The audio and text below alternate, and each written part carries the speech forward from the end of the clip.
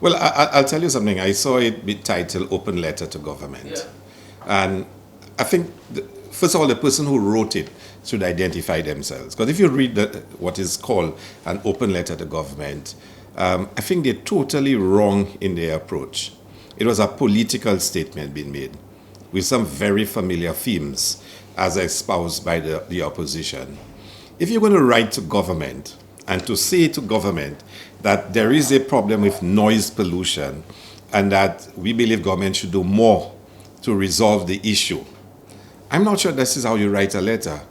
I mean, you read the letter, it speaks about the fiasco at St. Jude, it speaks about all kinds of political issues that have been raised by the opposition. The tone of the letter is not the tone of a community that is asking government to take decisive action in their favor. I live in the Rodney Bay area, and I know they're not speaking for me, and I know a lot of residents they're not speaking for. So exactly who are they? Who is it writing on behalf of the residents? I would love to know. Maybe they should identify themselves. How do you write to a government to say you as you're representing a community and you don't identify yourself? You don't say who you are? And who gave you the authority to write on behalf of the residents? But again, let's put that aside.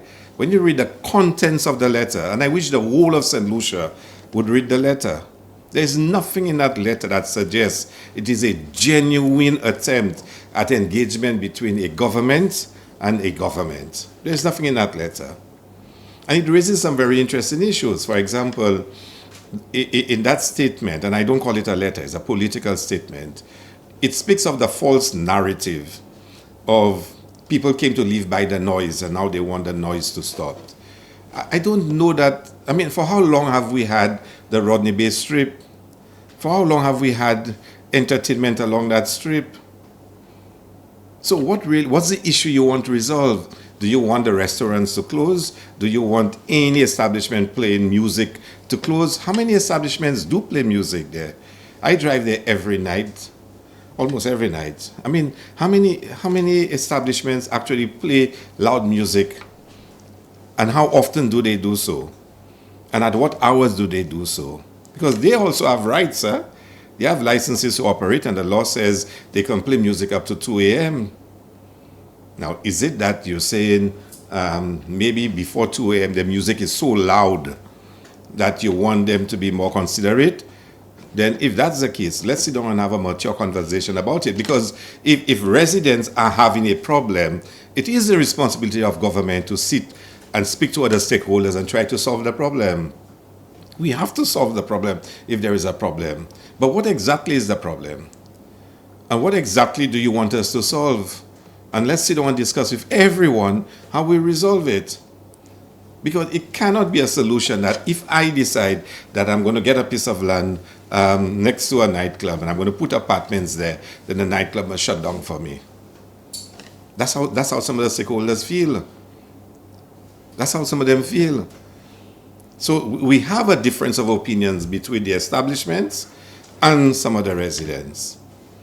And I mean, I read the statement, it spoke about school. Children cannot go to school because they're up so late because of the loud noises, whatnot. I mean, and persons with medical conditions cannot even, let me tell you, I have said it before, and I've said it. Sometimes I hear the music from Harbour Club. I hear the music from the marina coming across the waters. And that's it. I mean, you know, I don't hear, for example, Ultra Lounge or the place next door. That place, I don't hear it. So I really would love to know, and I'm going to ask, and I've spoken to the Prime Minister about it, the parliamentary rep to call a meeting. And certainly I want to sit with them as the Minister for Tourism.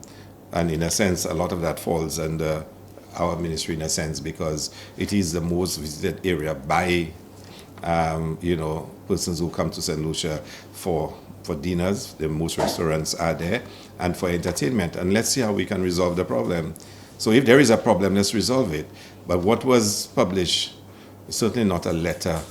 I mean, it's a political statement, and it is so apparent. The themes are the same themes that I've heard elsewhere.